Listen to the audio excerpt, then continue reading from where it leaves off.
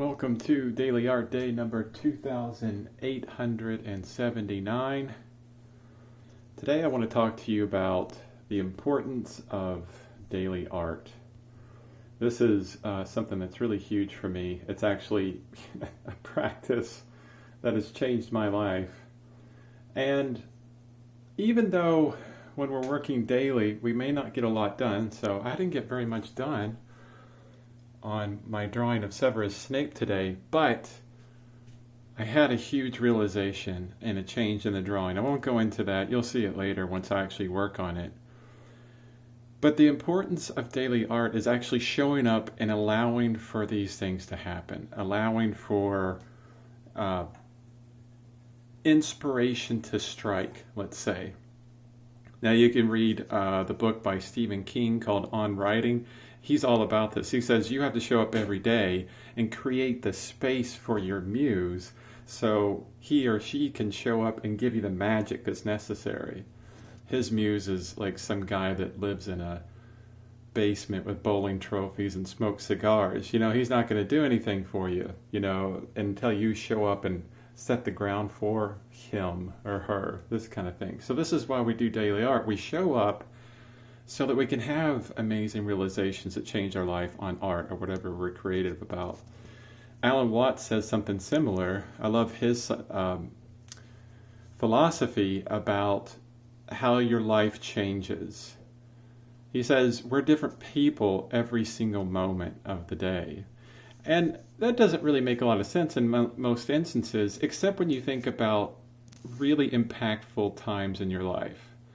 Let's say you just broke up with your girlfriend, someone in your family has died, you had some crazy realization at work or with your artwork that changes your life from then forward.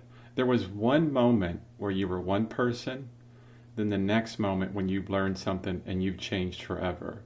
Between those moments, you were a completely different person. So we show up every day in our daily art so that those things can happen. And I really love, I'm going to go over here. Again, it's kind of dark here, but we'll figure it out. Twyla Tharp, The Creative Habit. She goes through all kinds of really wonderful information. I'm in a part of the book where she's talking about luck.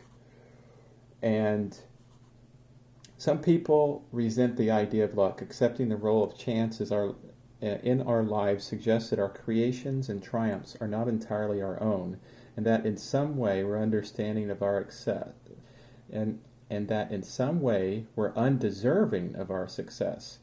I say get over it. This is how the world works. In creative endeavors, luck is a skill. And she talks further about show up, create the environment so you can be lucky. She backs it up with other artists like Gary Player, I believe he's a guitarist, who says, the more I practice, the luckier I get. I always go back to Stephen King because, every single one of his books is a bestseller. All 40 of them. It's ridiculous. He shows up every day. He's a professional. And I really love this quote from the book too, because it's always part of the daily practice. How to accomplish the most difficult task in any creative endeavor. Begin. And that's how we get somewhere. We begin. Every single day, every single moment, anew. We begin. Don't worry about where exactly you're starting. Don't worry about where you're at. Just get moving.